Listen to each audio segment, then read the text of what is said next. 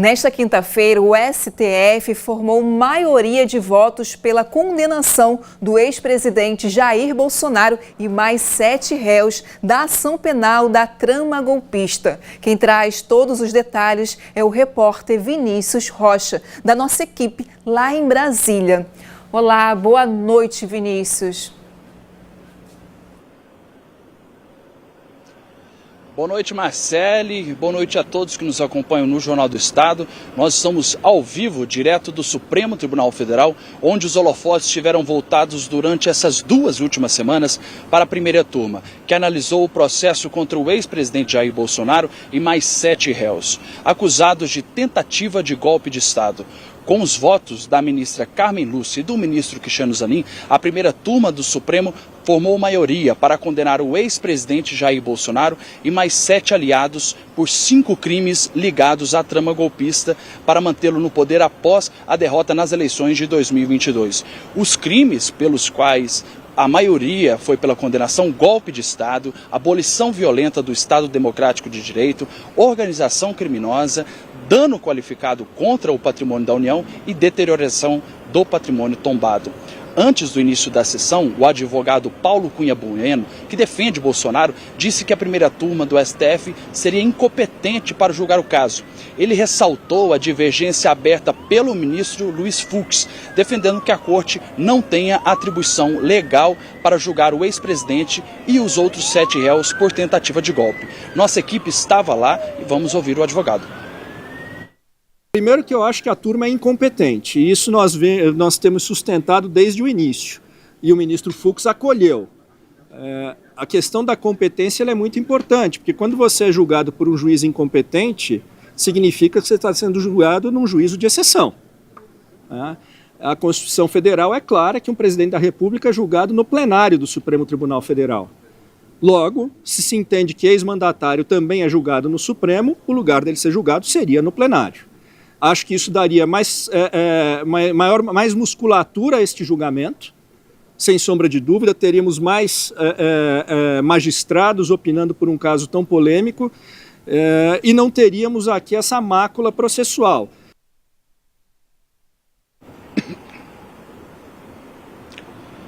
Logo após as 2 da tarde, a ministra Carmen Lúcia iniciou seu voto, que durou quase 2 horas, bem menos do que o do ministro Luiz Fux ontem, que se deu por 13 horas.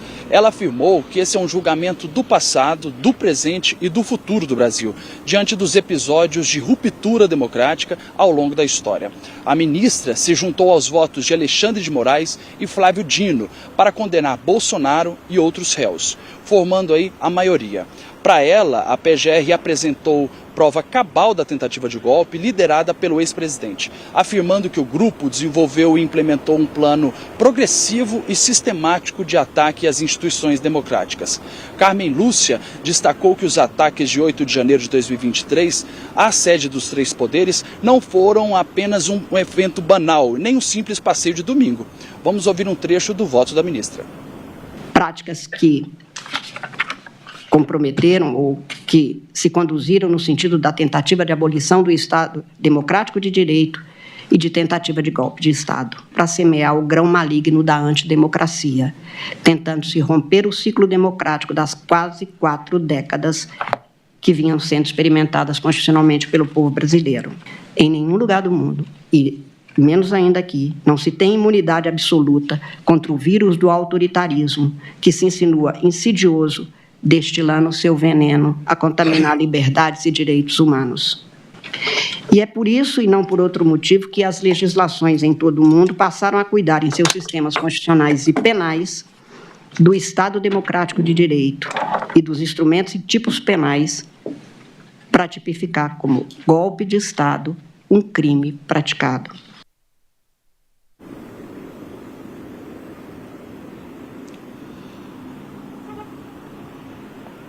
Após o voto da ministra, por volta das 4 da tarde, o ministro Cristiano Zanin, que é presidente da primeira turma do STF, iniciou o último voto do julgamento, também pela condenação do ex-presidente Bolsonaro e dos outros réus, fechando o placar de 4-1. Para ele, responsabilizar os agentes que atuaram pela ruptura institucional é fundamental para a pacificação nacional e a consolidação do Estado Democrático de Direito. O ministro também destacou que a PGR descreveu de forma clara a atuação da organização criminosa. Zanin citou outros golpes de Estado, como o de 1937, para reforçar a necessidade de punir os agentes que atentam contra a Constituição e a democracia brasileira. Vamos ouvir. Em todos os atos, o que se via era justamente a permanência no poder do ex-presidente Jair Messias Bolsonaro e não de outra pessoa, como seu ajudante de ordens ou qualquer outro membro da organização criminosa apresentada pela Procuradoria-Geral da República. Os elementos coletados, por fim, demonstram à sociedade que a organização se valeu de ameaça de se recorrer ao poder incontrastável do Estado, recorrendo-se às Forças Armadas com o objetivo de impedir o regular funcionamento dos poderes da República.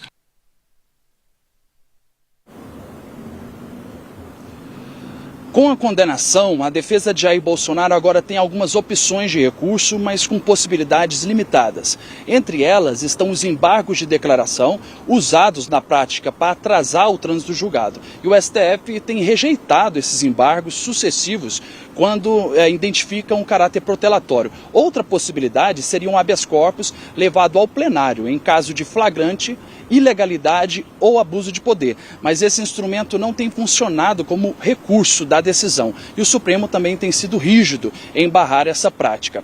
Após o voto do ministro Zanin, os ministros iniciaram uma discussão sobre a dosimetria da pena, ou seja, o tempo de condenação de cada réu. Essa etapa segue em andamento até agora, neste momento, mas algumas penas já saíram, como a do ex-presidente Jair Bolsonaro, que ficou com a pena de 27 anos e 3 meses, de Mauro Cid, que foi o delator, ficou com 2 anos em regime aberto, não foi concedido a Mauro Cid o perdão judicial, mas foi concedido uma pena menor. Braga Neto, 26 anos de prisão, e Anderson Torres, 24 anos. E aí o Supremo ainda segue com a pena dos outros réus acusados da tentativa de golpe.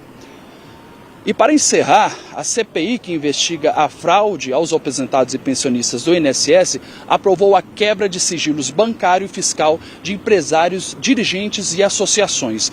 Uma delas é a Associação Universo de Aracaju. A comissão também ouviu nesta quinta-feira José Carlos Oliveira, que é ex-diretor de benefícios, ex-presidente do INSS e ex-ministro da Previdência do governo Bolsonaro. Veja os detalhes nessa matéria. Os pedidos de quebra de sigilos bancário e fiscal incluem empresários, dirigentes e associações. Uma delas é a Associação dos Aposentados e Pensionistas dos Regimes Geral e Próprio, a AAPPS, Universo de Aracaju. O período que a comissão pretende analisar vai de 2015 a 2025. O requerimento foi apresentado pelo deputado federal Zé Trovão, do PL de Santa Catarina. Esta empresa que teve um crescimento absurdo de 2023 a 2024. Eles já tinham movimentado 5 milhões de reais e depois esse número aumentou para 53 milhões e agora já movimentaram mais de 95 milhões de reais.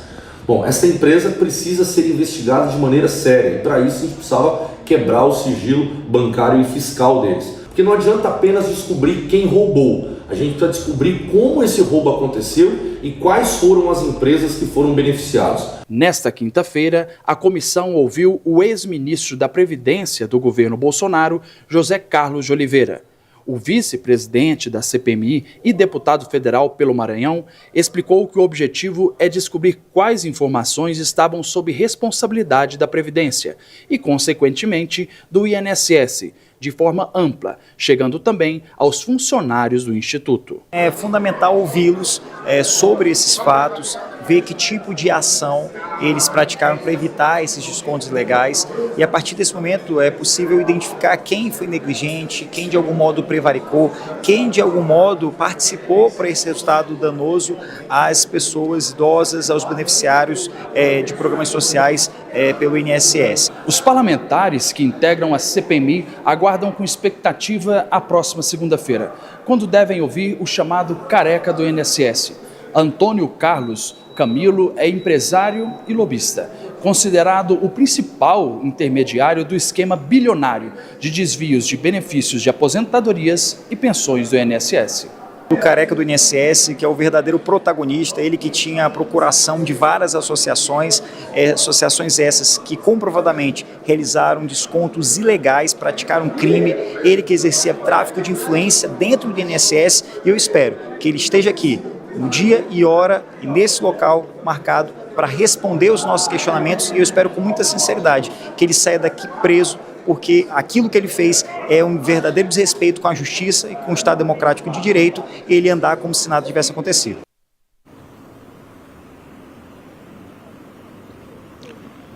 José Carlos afirmou, inclusive, que as fraudes nos descontos associativos de aposentados e pensionistas aconteceram por falta de estrutura do INSS, mas não por omissão da gestão.